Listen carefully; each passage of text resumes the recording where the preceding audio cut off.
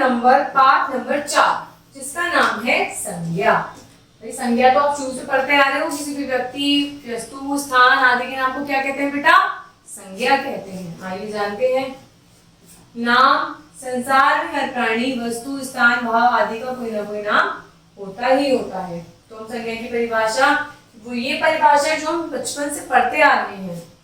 किसी प्राणी, वस्तु, स्थान अथवा भाव के नाम को संज्ञा कहते हैं। जैसे प्राणी अजय, हाथी, सर्प आदि। वस्तु क्या हो गई? कुर्सी, मेज, पुस्तक आदि। स्थान मेरठ, बरेली, अमेरिका आदि। और भाव सौंदर्य, बचपन आदि। तो इसमें क्या क्या आ गया बेटा? प्राणी आ गए, वस्तु आ गई, स्थान आ गया और भाव आ गया। आइए पढ़ते हैं संज्ञा के प्रकारों के बारे में। मेनली 5 प्रकार होते हैं बेटा इसके। व्यक्तिवाचक, जातिवाचक, भाववाचक, समुदायवाचक और पदार्थवाचक। व्यक्तिवाचक के अंदर क्या आएगा बेटा? जिस संज्ञा से किसी एक ही व्यक्ति, वस्तु का ज्ञान होता है उसे हम व्यक्तिवाचक संज्ञा कहते हैं। जैसे कौशल, दिल्ली, ताजमहल, ये एक जगह का, एक वस्तु का नाम है, तो इसे व्यक्तिवाचक संज्ञा कहेंगे। जातिवाचक, जिस संज्ञा से एक ही जाति के सब पदार्थों का ज्ञान हो उसे जातिवाचक संज्ञा कहते हैं। जैसे मेज, कुत्ता, नदी आदि। एक जाति, एक प्रॉपर जाति का हमें बोध हो जाता है इससे। भाववाचक, जिस संज्ञा से पदार्थों के गुण, स्वभाव, दोष, स्थिति, व्यापार आदि धर्मों का ज्ञान हो उसे हम भाववाचक संज्ञा कहते हैं। जैसे यौवन, प्यास, ईर्ष्या, ये सब क्या है? ये हमारे अंदर की फीलिंग्स हैं, तो इन्हें हम क्या कहेंगे? भाववाचक संज्ञा। नेक्स्ट है समुदायवाचक संज्ञा।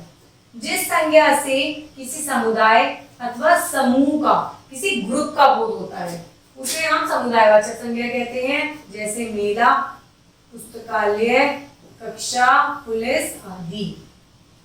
पदार्थ, पदार्थ में क्या आएगा बेटा?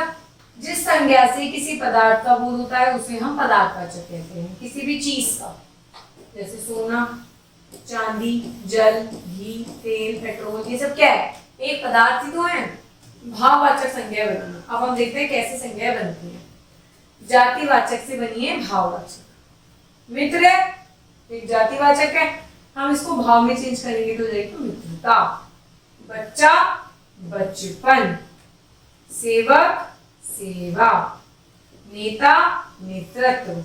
चोर, चोरी। तो इस तरीके से क्या हुआ है? ये जातिवाचक संज्ञा किसमें चेंज हो गई बेटा? भाववाचक संज्ञा में, क्योंकि इनमें भाव आ गया। विशेषण, भाववाचक में कैसे? जो चीज, कोई चीज कठिन है तो उसका भाव कैसे होगा? हमारे लिए कठिनाई होगी इस काम को करने में, तो कठिनाई। मधुर, मधुरता।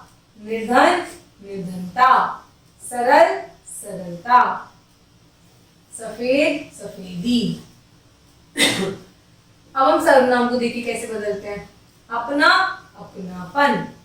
अहम, अहंकार। पराया, परायापन। निज, निजता। तो इस तरीके से क्या हुआ? ये सर्वनाम को हमने चेंज कर दिया भाव में। अब कोई भी क्रिया हो रही है हम उसे कैसे चेंज करेंगे? उड़ना, उड़ान। चुनना, चुनाव। धोना, धुलाई। पिटना, पिटाई। लड़ना, लड़ाई। गहरा, गहराई।